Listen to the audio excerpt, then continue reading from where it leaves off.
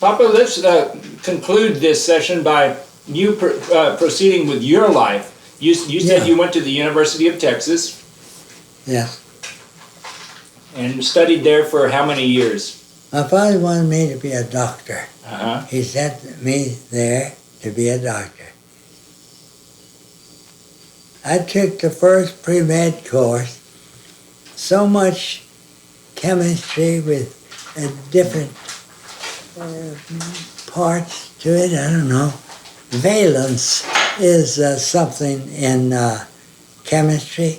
I think that's the amount of power that other things have to join in with the first whatever. And I never could keep track of those things. And I told my father I didn't like that because my teacher had advised me to be a writer. He says, you got talent in that. You mean you right away in college, even your first freshman year, your teacher recognized that talent? First year, he gave us as a theme, what is a gentleman? You had to write up something. Yeah. And I said, well, I thought and finally came up with a phrase which wasn't bad. I said, a gentleman is a person who assures the ease of those about him. That's See, good. somebody needs a chair, you go over there. Somebody drops something, you go help him. Are you helping? All right. And then he said, so I write a theme about that. So the lady next door had a baby, and Nettie and that lady were good friends. She said, come over and see the baby, it's the cutest thing. I went over there, tiny little red thing in the blanket. So I wrote in there that it looked like a little red worm to me. And they thought that was so amusing that he read my paper to the class. And he did that 2 or 3 times. Then I began writing stories and sending them to the central offices of what they called the Longhorn. It was a monthly magazine of the university. They'd publish every one I said. Well, so when you came home... So J. Frank Dovey, my professor, said he became famous himself as an author. And he said, yeah, you could do well. So why don't you send this story to that children's magazine called St. Nicholas? I didn't know where St. Nicholas was, their address or anything. I never did anything about it. But later on, I began thinking, I'd like to write stories. My cousin Eugene, he liked to read, and he used to read us,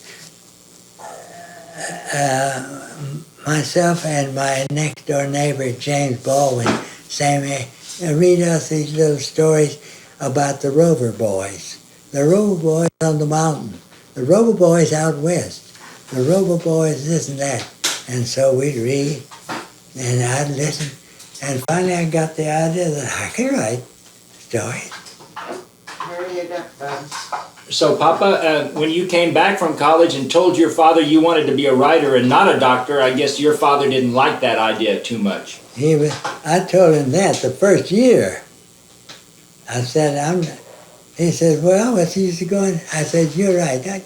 I don't want to go to college.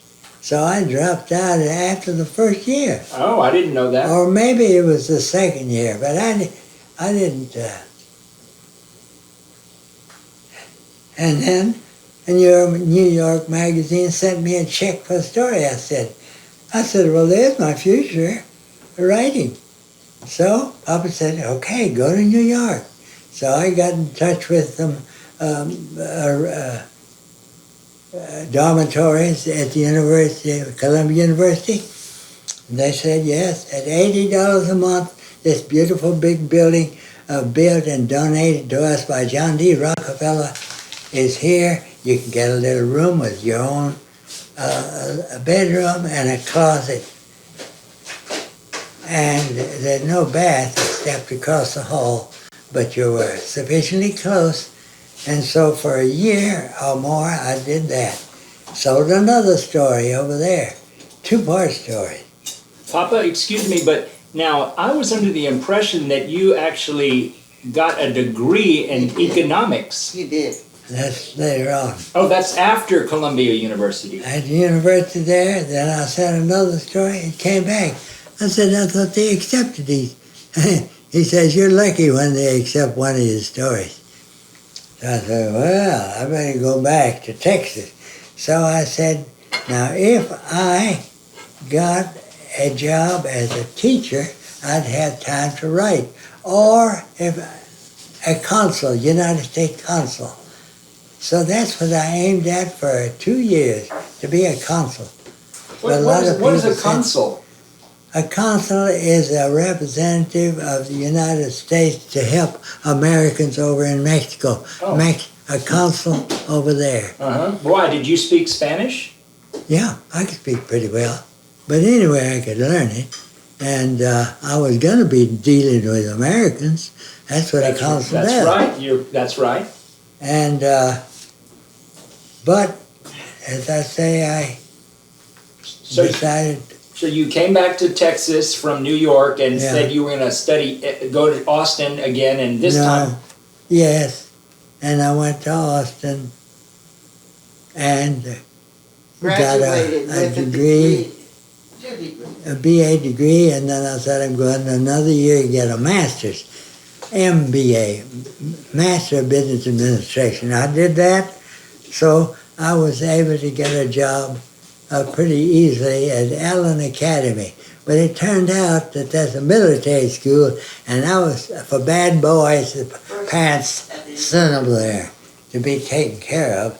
Well, Papa, didn't you teach first at Incarnate Word? No, second. Oh. First, I didn't like it Allen Academy. at school. Tell me the story about how the boys used to pull their desks up at the school. They had Did you what? The boys that had their desks were screwed into the floor. Oh, yeah. Well, they'd bend back like this. And the president, owner of the college, had the office right under. He came up and said, what's going on up there? He said, you just, I said, Mr. Allen, I said, this floor is so rotten that they just build back and they pull the screws out, the desk turns over. That's what's making all the... I said, what should be done is your carpenters should get some 2x12s and put them from the front all the way to the back and put the desks on that with good hard screws. Next week, that was done. That was done. And the boys couldn't... But the boys still liked Perron because he bought a piano at the little town, had brought it out there. I'd play it, and the kids would come over and they'd listen to the music. Where did you live at that time? At A&M. Allen Academy. They called it the Junior Oh, A&M. I'm sorry. I thought Allen Academy was in San Antonio. No, Allen Academy was near A&M, just 1 mile or something. And so you lived in a little house there?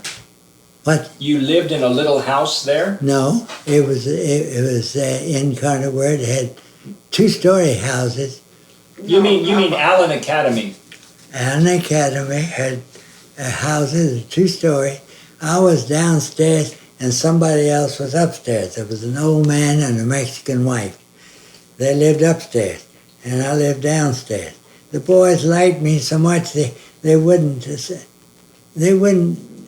take me seriously, and so one of the sub-managers came to me one night, Perron, and says, I want to tell you something. I think you ought to resign before Mr. Allen fires you. I said, what do you mean?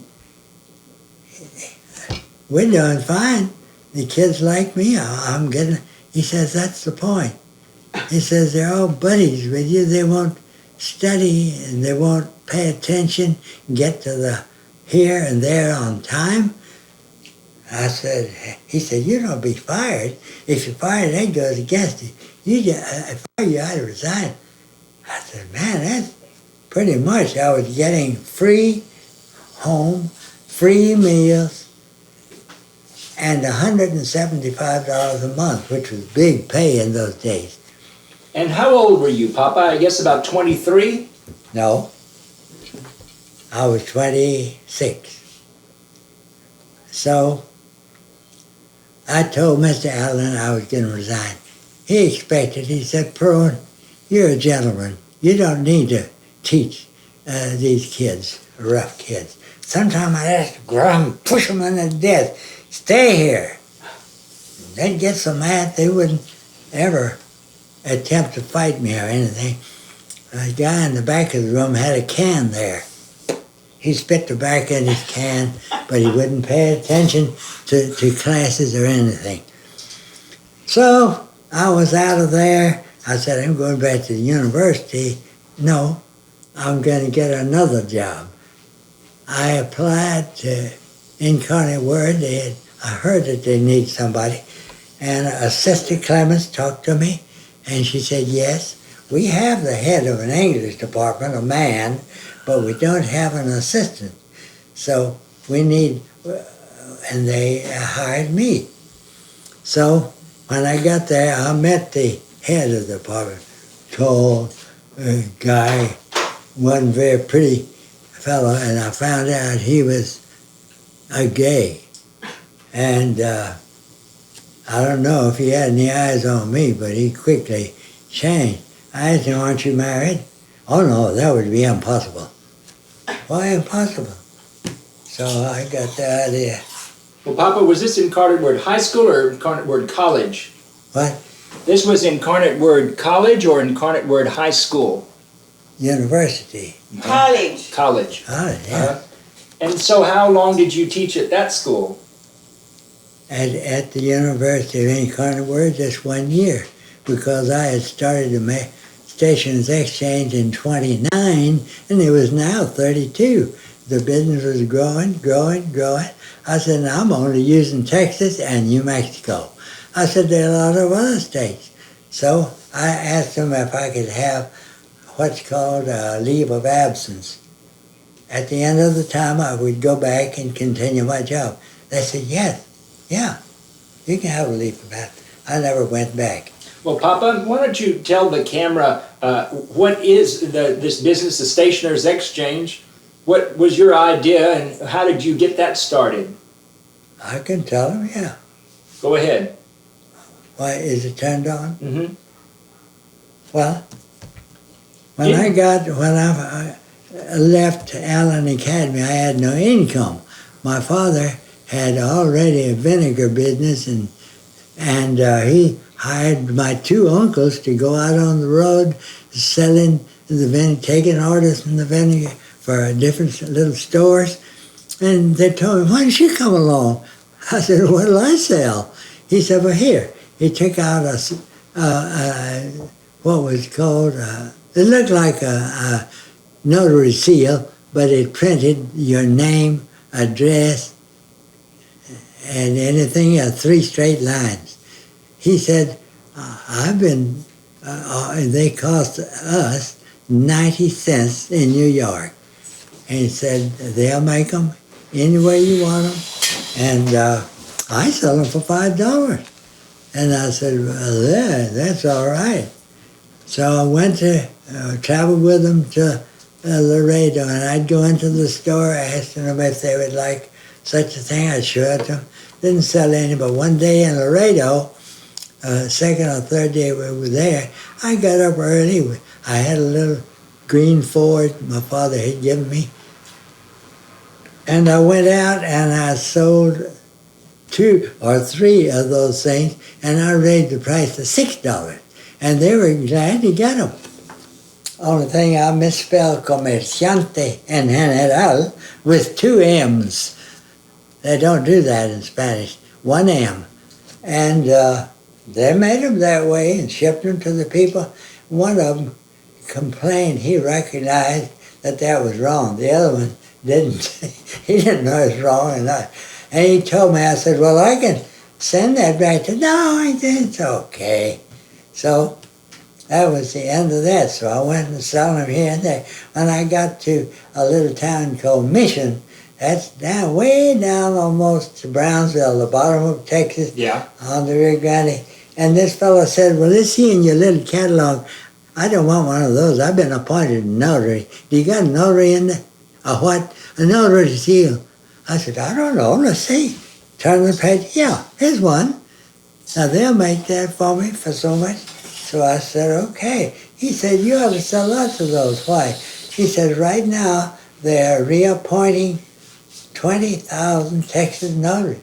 Hey, I couldn't wait till I got back to San Antonio, borrowed $45 from Papa and went to a printer and had a lot of circulars made up to send to people who were renewing their. Well, if they're renewing, mean they already were a notary and had their seal and everything. But I did catch some of them. And then I realized what I had done. Mama was helping me. She was interested. She was always interested in business. And so I said, from here on, we'll deal with the notary clerk at each state, Secretary of State's office, where a notary was appointed, and I'll pay her 5 cents for each address that she'll write on this circulars. I'll put the circulars in envelopes, seal them, put a stamp. All she's got to do is address them. 5 cents. Well, 30 cents would buy you lunch. So I got a lot of people who stayed with me sometime, some of them 20 years. These different clerks, you mean? Yes, who would, for example, the one in Maine. She stayed there and she'd write and tell me to send more circulars. We're running out. So, Well, Papa, that seems to me like that her boss would think that that was a conflict. She wasn't doing her job if she was addressing circulars for some guy down in Texas. I don't know about that, whether she did it during office hours or lunch hours or at home. I don't know. Well, it seems like it would be difficult for you to find out who was the clerk in Maine, for example. I was simply right to the notarial clerk at the office of the... And I once had 25 states. That's great. Some of them paid, some of them didn't. And there's only one of those clerks in each state? Yeah, at the capital. What do they call it? The notarial clerk? In those days, but now there may be more. At Well, the capital at the capital. And so you found out that if you that you had that angle, that you'd send them the circular, the envelopes and all that stuff, then you just started building the business up. In each circular was an order blank. If they wanted to order, we would get 10 minutes to orders now and then. Okay, Mama, I mean, if I'm late for that, No, but I'm thinking about your hair. that's okay. Yeah, with Don't your- worry about that. You want something to drink, Papa? Yes. I See, think what This I is can do is. this is Mama fixes Bubba. a nice dinner here, and she's waiting on Papa and taking care of this. Papa's clipping his napkin. It's an invention he has so it doesn't fall on the floor. That's one of your inventions, right, Papa? Well, it keeps me from sliding down. If I were tall, my legs, when I sat down, would come out horizontal, but they sloped down because I'm a shorty, and my napkin's usually on the floor. Hi, That's the sweet Mama's taking care of Papa. this is my sweet partner for 61 years next month. Okay, does this have mustard? I hope Yes, it it does. has lots of mustard. It has lots of mustard. Okay, now, and here, be sure. Can I that- have your napkin? Sure, Papa. You can have the clean side. And so you used to, were you right here in this house when you were running that business? You and your mom, you and your mother probably were right here in this same area, putting the circulars together and folding them and getting them ready to send out, right? What was your question? I said it was you and your mother. You said she would help you fold the circulars and get them ready to mail out, and you were probably doing it, some of it right here in this room, correct? And that- We started on McKinley Avenue. Oh, that's right, on McKinley. And now that house on McKinley, you rented? Your father rented it? He owned it.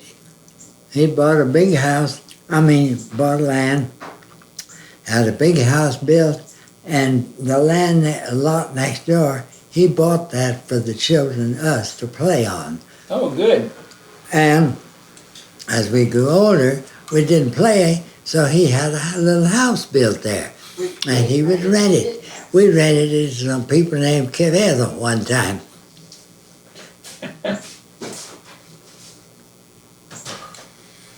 And I was 13 when I moved there, And- and I was 26. And so you were 26 when you met Mama, and she was 13, and she lived there. Yeah. And how much longer did you live on McKinley Avenue? I know that you went away to college and you were away at Allen Academy, but how long did your father build this place in 29, correct? No. It was Yes. 30 and 31. No. 30 it was. 3 or 4 or 5 months. I don't know how long it took to build, but it started in 30 and finished in 31. Uh-huh. And were you away at that time? No, okay.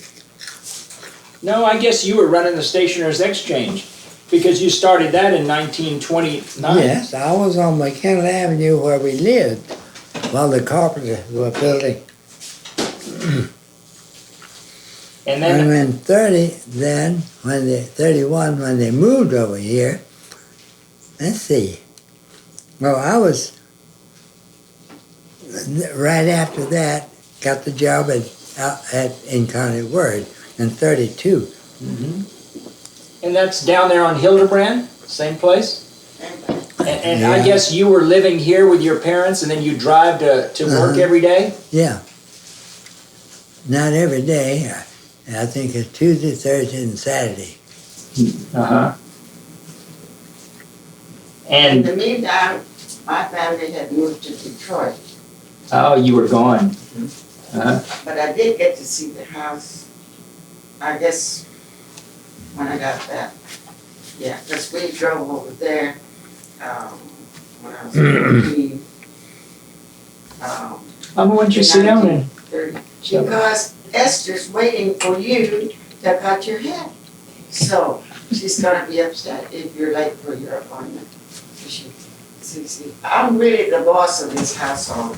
Don't let anybody tell you different. I keep everybody in line, Yeah. including Marius, the cameraman, and the interviewer. Well, Mama, you said that your family left San Antonio and drove to I drove them all. I was the only one that knew how to drive. when I but was you would 14. communicate with Papa and write him letters, Oh, or yes, we still corresponded when I was gone. you were only 14 or something? 14. Came back when I was on my 16th birthday, Mm-hmm. and then we originally, but when I left, I was just next door, and I would take him cookies and so forth, but I had this big crush on him because when I first saw him, he was so neat, and so forth. So right then I started growing up, but then we moved to Detroit when I was 14, came back when I was 16, and then he didn't see me as just a little brat that I didn't bother him when he was Did you busy. come back to McKinley Avenue and rent the same place again? No, that was already rented. We rented a different house on 8-Man corner house. Was it far from McKinley or near? It was not too. Well, how did you meet up with Papa again? By that time, they were already in this house. Oh, I see. And so did you write him a letter and tell him, hey, I'm coming back to San Antonio? Probably, And then when he got here, he called you, or? or he came to see me, and then we started actually dating when I was 16. Mm-hmm. And I got to see the big, beautiful new house over here. Mhm. And Nettie used to give me singing lessons at that time. Big baby grand piano in the living room. The place was gorgeous. Uh-huh. Grand. And did you get along with Nettie all right? Y'all were buddies? Oh, yeah. She was younger. She was about 10 years, she was 3 years younger than Papa, so Uh-huh. she was about 10 years older than her. And so she was about 26 and you were 16. Right. And then you started dating for a few years. And then what happened? until I was, when I was 19, in the meantime, if you're taking this, I better take my 4 eyes off. In the meantime, I lost my sister first, she died, and then a year later my mother died when I was only 19. Leaving just my father and me, so there was really nothing here at that time for my father, who was a very super educated man. So he was offered a position. My brothers, who were living in Central America at the time, said that the president of the country wanted to appoint my father one of his cabinet ministers. So my father and I left. Well, what about your sisters? Your sister had the 2 boys. Had 2 boys. So you, I took care of, but they went to live with some aunts in the state of Washington. I see, and that's when you left San Antonio. That's when my father and I left. I imagine it was very difficult for you to decide to leave at that point. Very difficult. And so, very difficult for, you know. Were you working here? Did you have a job somewhere when you were 19? No, actually not. Didn't have a job.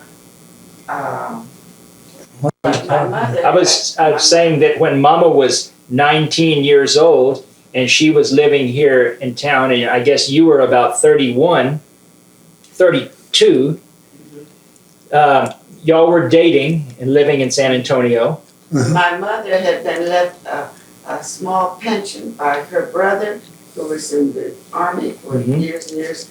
It was only $59 a month. And my father would get tutoring jobs, you know, tutor Spanish and other things. Why were you drawn to San Antonio? Why did y'all come here? We came here, we lived in Austin before we came here. We had moved to Austin from, let's see, from what place? Because that was during the Depression. Those were the really Depression I days. see. Depression. Mama's reminding me that this is the times of the Depression. 29 and 30 and all that stuff. Oh, yeah, that was Wow. that time. Difficult. My brother, who had been professor of languages and mathematics at West Point for 12 years, and was President Eisenhower was his cadet under him at that time, so forth. And then he retired from that and bought a apple farm in Upper New York State, where I was born. But that's, you know, going backwards. But to come back to why our family moved to San Antonio, there was a lot of water under the bridge before that happened. Mainly, I think they ended up in Austin, thinking that maybe my father could get a professorship at the University of Texas. Uh-huh. But that didn't happen because my father was just a naturalized American citizen. He wasn't born here. And we were in this Depression time, so they weren't giving anybody any new jobs. So he tutored a lot over there and so forth. Then they decided, for some reason, to move to San Antonio.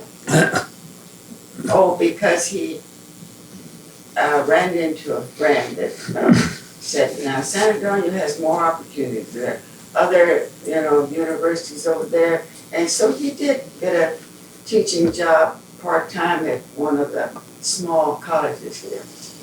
But at that, together with this little pension that my mother got from her brother, was all we had to live on.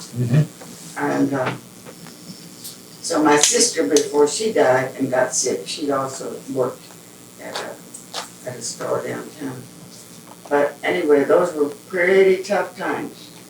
And my mother had been sick for about 6 years before that. She was already sick when we moved to Detroit. I bet that was really rough. The Depression, your sister and mother sick at the same time and all that. So, Did they die from the same thing? no, totally different things. Who died first, your sister? My sister. She died when she was only 33. From, she had what they diagnosed as tubercular glands. All the glands would swell up on the side of her neck.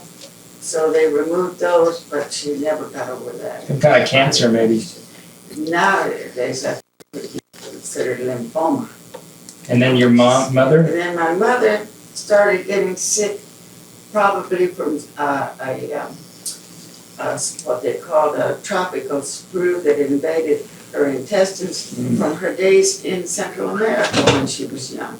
That cropped out years later.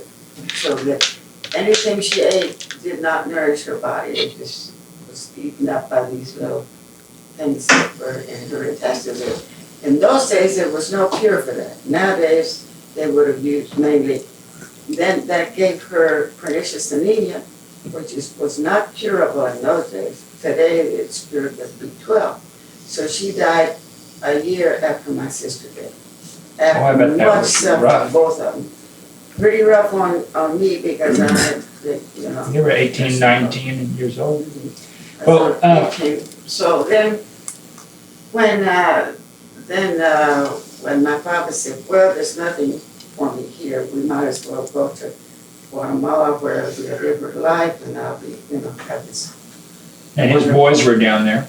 His boys were down there. That's right, my two brothers were there. And so we went down there. Well, Mom, at that point, were you and Papa pretty close? Oh, yeah, very close. He was my salvation, my godsend all through the illnesses of my sister and my mother. He was always there for me and so forth. And we were pretty close. So, But y'all didn't think about getting married at that point? You would stay here? He would always say that he didn't want to get married until he had enough money, like from his writing or whatever, to support, or from the business, to support a family. He just thought that would be too much of a commitment. But so we went down there, and of course, it was like being transported from a terrible place with terrible conditions to like a paradise, where I was wined and dined and got to go to all the embassy balls and the balls at the presidential palace because my father was a cabinet minister. They called him minister of the Kind of engineering? statistics. So that went on forever. But I hadn't been there but about 2 months when I got this letter from Marius, my husband, proposing marriage to me. He never should have let me leave and all that. And so forth, because he just felt like a lost soul. His mother told him one day, well, why don't you go after her?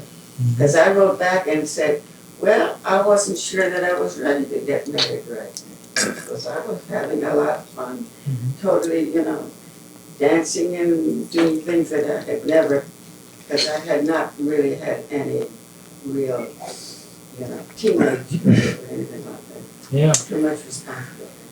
But he did. He came down. And when I wrote and drew him, I was really kind of cruel to him. I said, I've been dating this boy who dances the tango and the rumba and all those dances just wonderfully. So what he did was went to Arthur Murray's and took a crash course and learning how to do all those dances before he left. Papa, do you hear what Mama's saying? No. She says that you went and took some dancing lessons. Oh, yes, to go to Guatemala. I thought they were gonna, everybody was doing the tango, so I took a. Because I had told you that that's what they were doing down there and that I was having fun. So when he finally arrived. How long were you down there without him before he came down? 6 months or something? Oh no, about a year. About a year. And so finally, it was one November at that time when big festivities down there, the big fair and dancing and horse racing and all that stuff. And he was going to arrive. So I was really excited and nervous and whatnot. But he arrived finally at my door. My father went to the airport to meet him because I was too nervous to go. But with about 3 dozen red roses in his arms, So promptly my little niece kind of turned to water. But I already had a date with this other one, to That go night? to the fair Oh. that night, and to the big dance. So I asked Marius if he wouldn't like to date my friend Alice, my best friend, who was later my matron of honor. No, I want to go with you. I asked the other one, well, how about you if you date Alice? No, they wouldn't hear of it. So I went with both of them to every dance and everything, all during the 2 weeks of the fair, one on each side.